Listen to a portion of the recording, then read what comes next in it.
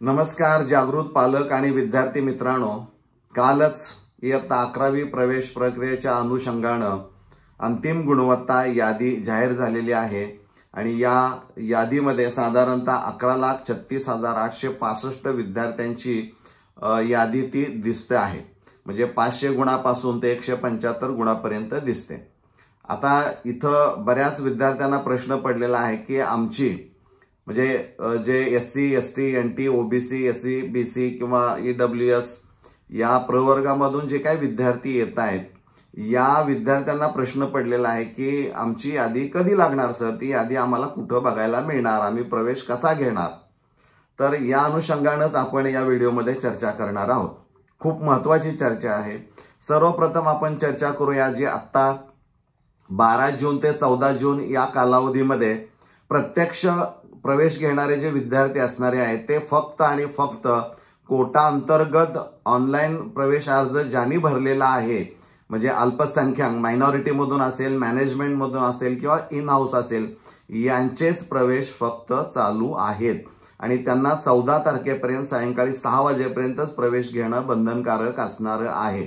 पण इथं log in केल्यानंतरच याही विद्यार्थ्यांना कोणतं उच्च माध्यमिक विद्यालय मिळालेलं आहे हे त्यांनाच कळू शकतं, इतर कुणालाही ते कळणार नाही। फक्त ते महाविद्यालयाकडे यादी ती गेलेली असणारी आहे आणि तिथं गेल्यावर जर त्या कॉलेजमध्ये इन हाऊस कोटा नसेल, मॅनेजमेंट कोटाच फक्त असेल तर मॅनेजमेंट कोट्याचीच यादी फक्त डिस्प्ले झाली असेल।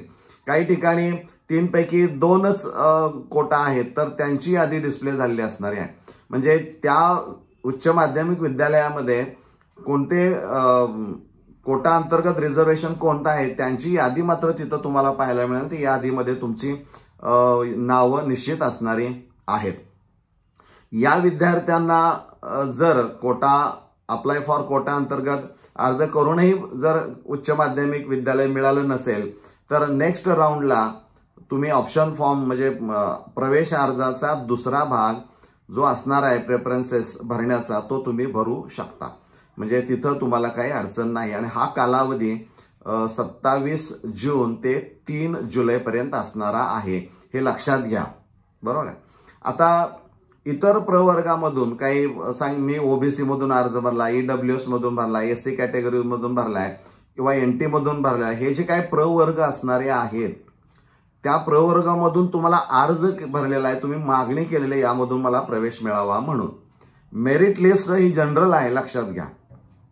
आता तुम्हाला 27 जून ते 3 जुलै या दरम्यानच म्हणजे 27 तारखेलाच तुम्हाला लॉग इन जर केलं तुम्ही तर तुम्हाला कोणतं उच्च माध्यमिक विद्यालय मिळालेलं आहे हे त्याच दिवशी तुम्हाला पाहायला मिळेल आणि तुम्ही तुमचा लॉग इन टाकल्यानंतरच, लॉग इन आणि पासवर्ड टाकल्यानंतरच मिळेल, अन्यथा ते मिळणार नाही।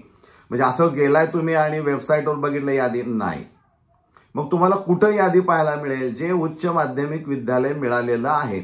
समजा एससी एसटी या प्रवर्गामधून विद्यार्थ्याला मिळाला असेल, हे जे काही प्रवर्ग आहे यांच्यामधून, तर जे कॉलेज तुम्हाला मिळालेलं आहे, जे उच्च माध्यमिक विद्यालय मिळालेलं असणार आहे, तिथं गेल्यानंतर मग तुम्हाला त्या प्रवर्गामध्ये तुम्ही कोणत्या प्रवर्गामधून अर्ज केलाय ती तिथं गुणवत्ता यादी त्या प्रवर्गाची तुम्हाला त्या उच्च माध्यमिक विद्यालयात पाहायला मिळेल, लक्षात घ्या। आणि मग तुम्हाला मिळालेलं ते जे प्रवेश कोणत्या ज्युनियर कॉलेजला मिळालेलं आहे ते डाउनलोड केलेली प्रत तुमच्याकडे असायला पाहिजे, ते दाखवून तुम्ही प्रवेश प्रक्रिया पूर्ण करू शकता। म्हणजे लक्षात घ्या, तुम्ही तुमचा स्वतःचा लॉग इन टाकल्यानंतर आणि नंतरच तुम्हाला तुमचं मिळालेलं उच्च माध्यमिक विद्यालय कोणतं हे कळू शकतं आणि ज्या प्रवर्गामधून तुम्ही अर्ज केलेला आहे त्याची यादी त्या महाविद्यालयात गेल्यानंतर तुम्हाला पाहायला मिळेल, तोपर्यंत कुठेही पाहायला मिळणार नाही। तुम्हाला 27 तारखेपर्यंत वाटच पाहावी लागणारी आहे, हे लक्षात घ्या। पण आपण असं गृहीत धरूया की या दरम्यान 3 जुलैपर्यंत ज्या विद्यार्थ्यांना मागणीनुसार वाटपच झालेलं नाही, म्हणजे उच्च माध्यमिक विद्यालय मिळालं नाही, तर अशाने भीती बाळगण्याचं काही कारण नाही। अशा विद्यार्थ्यांनी पुढचा जो राऊंड येणार आहे त्या राऊंडसाठी तुम्हाला पुन्हा ऑप्शन फॉर्म भरायचा आहे। आता हा भरताना कालावधी जो असणार आहे तो 27 जून ते 3 जुलै या दरम्यान असणार आहे। कारण मी ज्यावेळी लॉग इन ओपन करेल त्यावेळेस मला असं दिसेल की अरे मला मागणी केल्यानुसार उच्च माध्यमिक विद्यालय मिळालेलं नाही, म्हणजे तुम्ही पुढच्या राऊंडसाठी तयार राहणं गरजेचं असणार आहे. त्यामुळं या गोष्टीकडे जाणीवपूर्वक लक्ष द्या. लॉग इन माहीत पाहिजे, पासवर्ड माहीत पाहिजे. ह्या दोन गोष्टी खूप महत्वाच्या आहेत. त्या अगदी सुरुवातीच्याच व्हिडिओमध्ये मी सांगितलेल्या होत्या. त्यामुळे जर तुमचा लॉग इन काही गहाळ झाला असेल, आठवत नसेल, तर तुम्ही शेजारील नेट कॅफेशी संपर्क साधून त्यामध्ये किंवा जिथून अर्ज भरलाय तिथं ती अडचण सांगून तुम्ही ते लॉग इन पुन्हा तुम्हाला ते वेगळ्या पद्धतीने काय करता येतं का बघा. कारण